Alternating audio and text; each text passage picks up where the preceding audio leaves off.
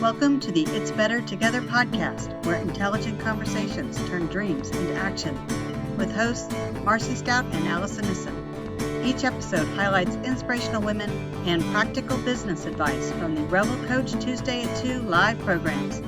From building a website to securing more clients, we cover topics that are interesting to you. Today, we are lucky enough to have with us Emily Merrell. Emily is redefining traditional networking by focusing on building relationships and real communication with her organization, the 6 Degree Society. Thank you so much for having me, and I love that name, It's Better Together. I think that's my new mantra.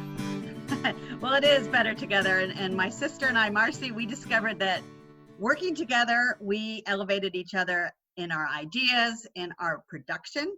And I know that together we have accomplished so much more than we would have individually. But tell me what inspires you.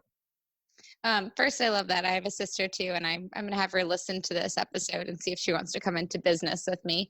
And second, what inspires me? I really get inspired by solving the problems finding the solutions to people's problems.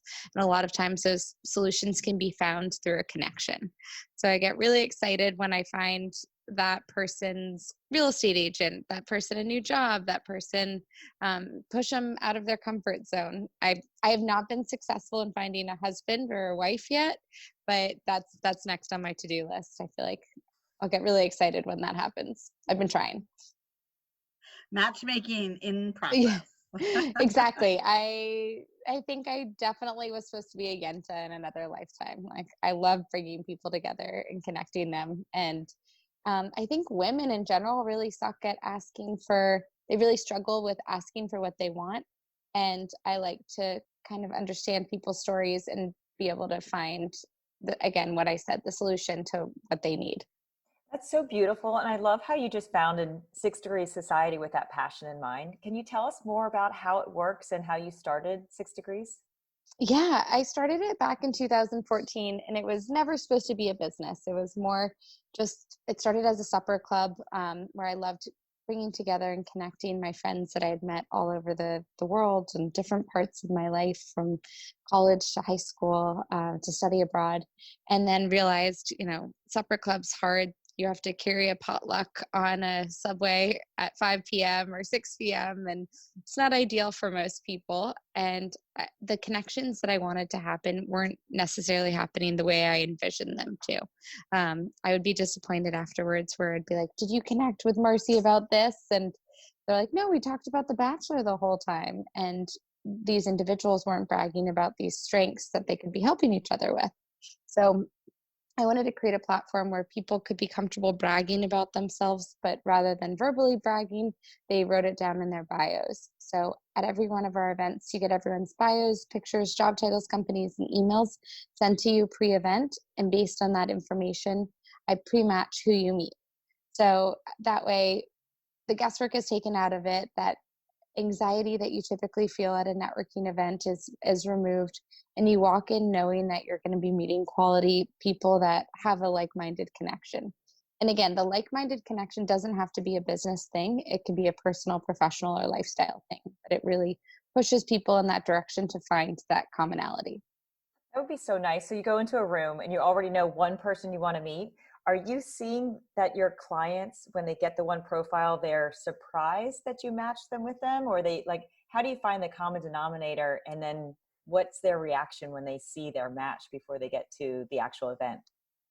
That's a great question. Well, so they get everyone's bios beforehand, so they can pre-stock the whole entire room, which is cool. So if there was someone you didn't have the chance to meet, you can always follow up afterwards, or if you bump into them in the elevator, you can say, I read about you, we're not matched, but I'm so interested in what you're doing. So it's an icebreaker for everyone. And then when they go into their matches, they usually get 1 or 2 for 15 minutes each, depending on how long the programming is. And we have about an hour-long programming after the connection portion. And some people are surprised where they're like, you nailed it. Like, this is amazing. Thank you so much for matching me. I've had only one incident where someone, knock on wood, emailed me before the event and was like, I'm just really surprised you didn't match me with this person, and this person.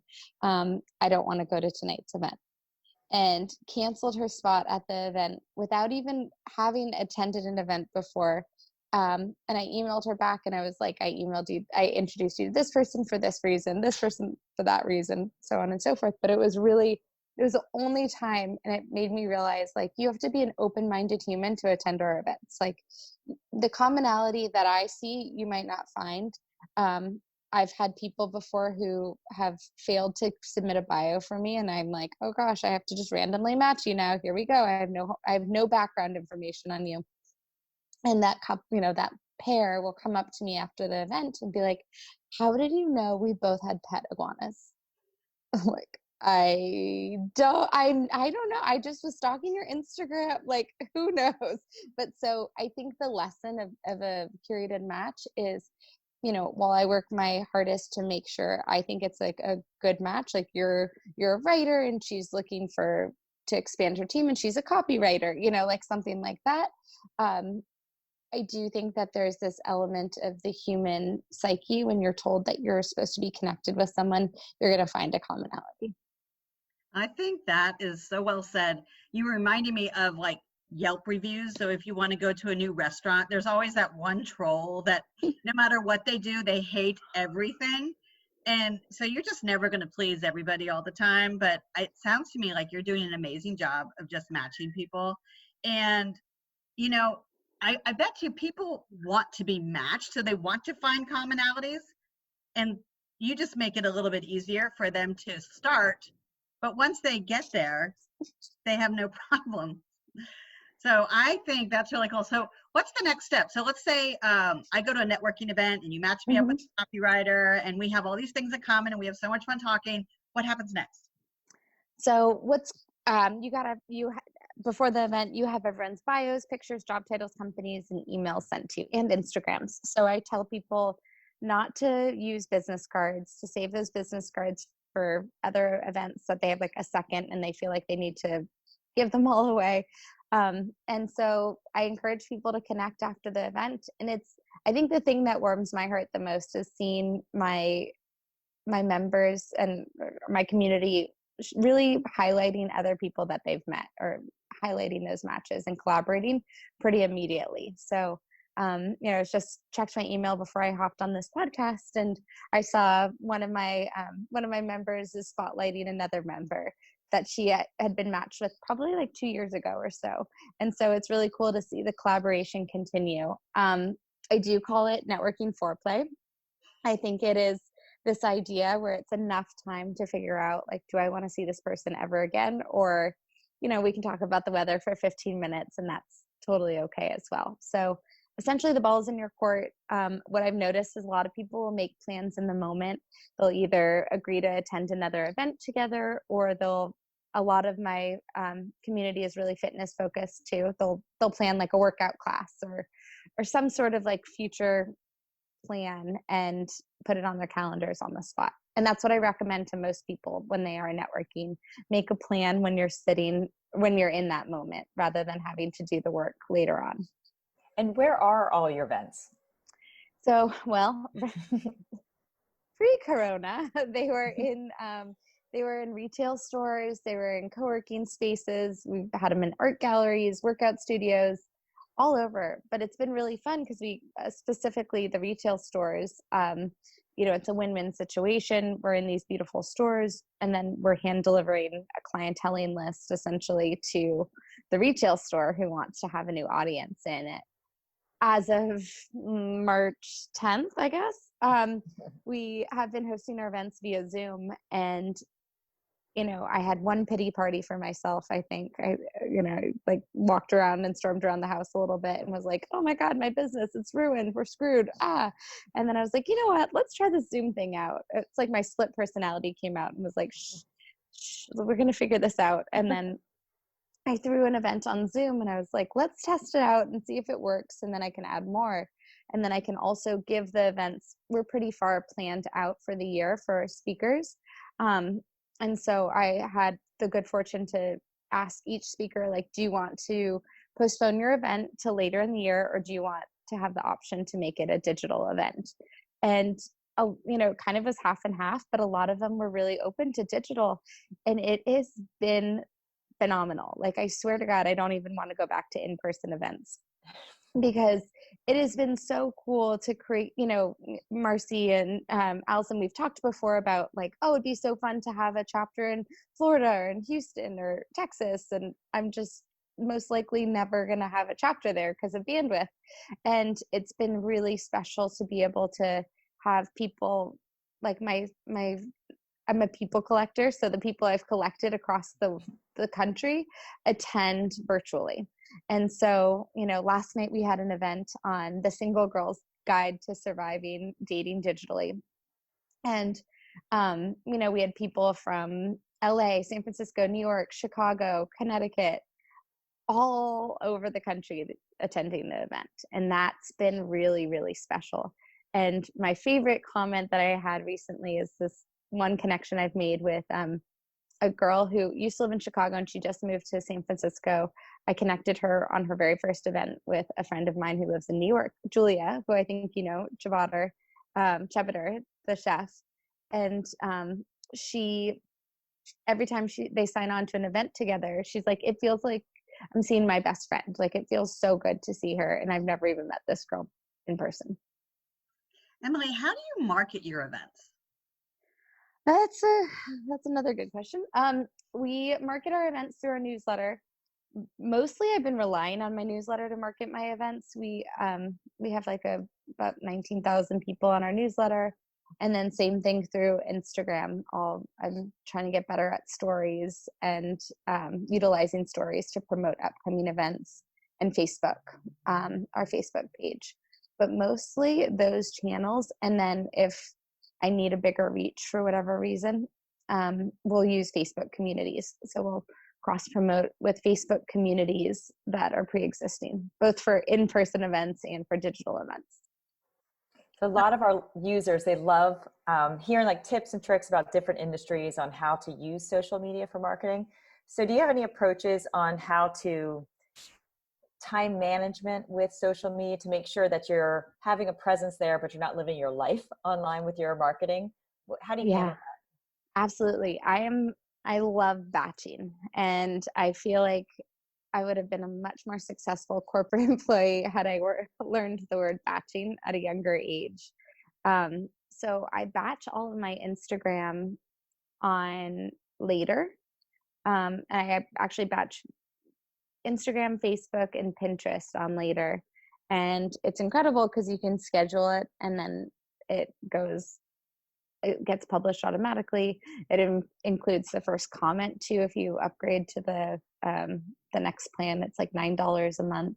And that has been an incredible time saver, because I was definitely that person who at midnight was like, oh my God, I didn't post anything today. I'm a failure. Oh no, not that anyone cares except yourself. But yeah, Later has been an amazing one. And then I try to pre-write my emails as best I can. Usually what happens is I'll write like 7 versions of it, and then it'll be like a combination of it, and I'll be like, all right, send it, just go, let's do it, let's send it. And then you love waking up one morning forgetting that you actually had scheduled it, and you wake up and you're like, oh, that was a great email. Yeah, did I write that? Did I black out and write that? Yes, I've had those moments before where I'm like, I'm a better writer than I think I am sometimes. That's cool. That's great. So, and what are your thoughts about paid advertisements or doing anything more where you do Instagram boosts or certain things to get more noticed? So I recently actually hired a marketing agency, which I don't know if you guys have seen. We recently redid our website, and that was I've always been an advocate of hiring a coach. And then this year was like, okay, I think I need extra support just to do the things that I have wanted to do, but I need someone to like actually push me and say, we need you to write this newsletter because it's going out this time, and keep me on track and organized a bit more. So we are doing an ebook, and we're using Facebook ads, and that this is probably like the first real time that I've had a real strategy in place with them. And they do work. Like, they definitely do work. I think in terms of growth, if that's what you're looking for in awareness, I've had a really great success with partnering with other brands and doing strategic giveaways. both on Instagram and on our email lists. And I was able to grow my mailing list by partnering with like-minded brands, and where we'd end up with like 2,000 emails added to our lists each. I can only imagine how great you'd be, just because you love collecting people and partnering, and then to do something together. That would be really yeah. fun. And it's fun. I mean, I always tell people when they're like, oh, I can't do a giveaway, I've got nothing to give away. Everyone has something to give away. It can be a service. It can be, we do like 3-month membership, and find like-minded brands to partner with and promote the crap out of it, through all of your channels. And it's a really neat way to get new followers and eyeballs on your product. So what is too much promoting? Is there such a thing? So I'm a big fan of this book called The Alter Ego Effect by Todd Herman. You guys know that book? I do not. I'm making a funny face and a note at the same time. Okay. Well, I think when you have a business, you have to take your ego out of it. And there's so much. I'm bombarding people with 6 Degrees Society. I feel like people know about it, and when I see someone at like a high school reunion or college reunion, they're like, oh yeah, you have a networking organization, and part of me like dies of shame, because I'm like, oh my god, I'm that annoying person that is hammering something down people's throats essentially. But then the alter ego side of me, the business side of me, is like, well done, Emily, you are top of mind, you did a great job of actually staying relevant, or at least so present that these people know what you're doing. So I don't think there's too much promoting, because it's part of your business. And how many times have you received, I don't know, something from a credit card company in your mail, and you're like, this is crap, like, this is junk, I don't need this. But then when you end up going into the bank and you buy a credit card, all of the names of the credit cards that you want. So there is something about like being topical and relevant and top of mind, I think.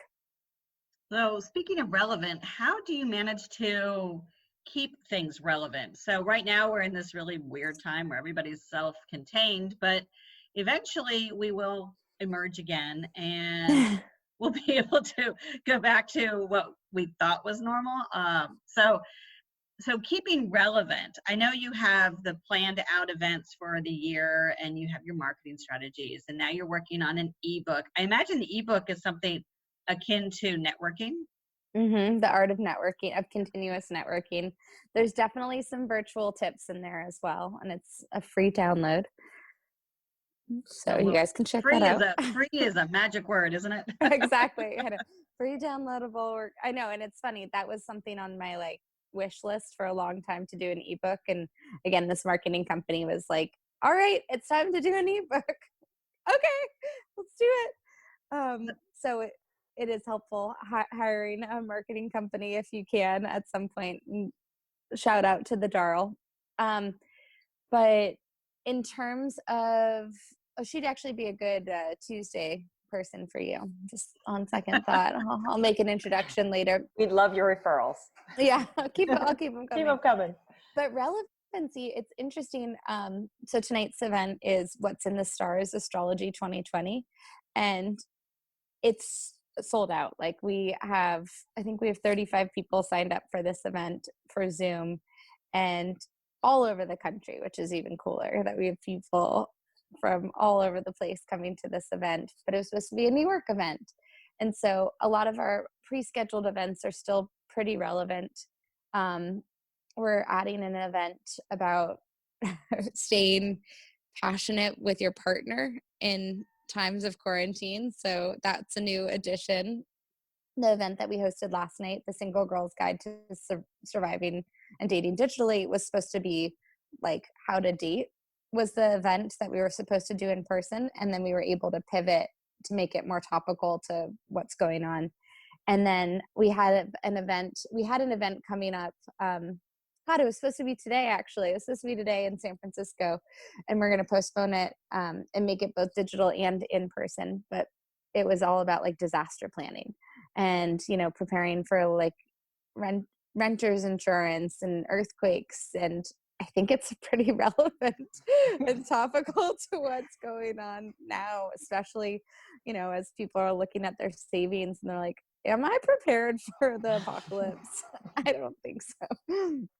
But I did want to Totally. ask you, what did you see the difference like when people are joining two events? So you've got a live event in person and you've got a live event on, say, a Zoom platform. What are Mm-hmm. you finding some of the major differences?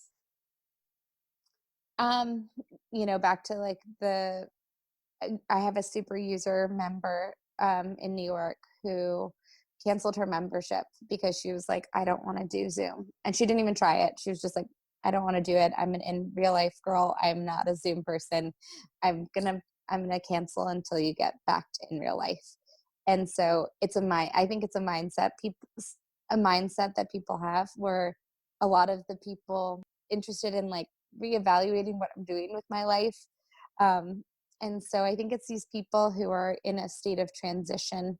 And it's the same with our in real life too, but people who are just have an itch that they need scratched in some way. So it's like they have a curiosity to expand themselves I think what would personally, be another thing would be professionally. great with your events is that if you're showing up to Zoom and you're not really comfortable on that platform, knowing your personality and making it comfortable for people to get introductions, have the connection, it just creates a warmer environment for them to feel comfortable, despite the fact they might not look like looking at themselves on the screen. Yeah, I think it's interesting because I think there's an evolution of people were never comfortable with someone like randomly FaceTiming them. And now, Allison was saying she has 2 cocktail parties later tonight and everyone's getting comfortable showing face on screen. My parents are like on Zoom every single day. It's amazing. I think what's really cool about the technology is I'm still having the same integrity of the events by utilizing the breakout rooms that are offered. So I whisk everyone away. I assign them into their breakout rooms and I can set a timer. And so they know how much time is left in their match, where, sometimes in person, they'll be like, wait, how much time? Should I come back? They're not quite sure. And the event starts on time. It ends on time.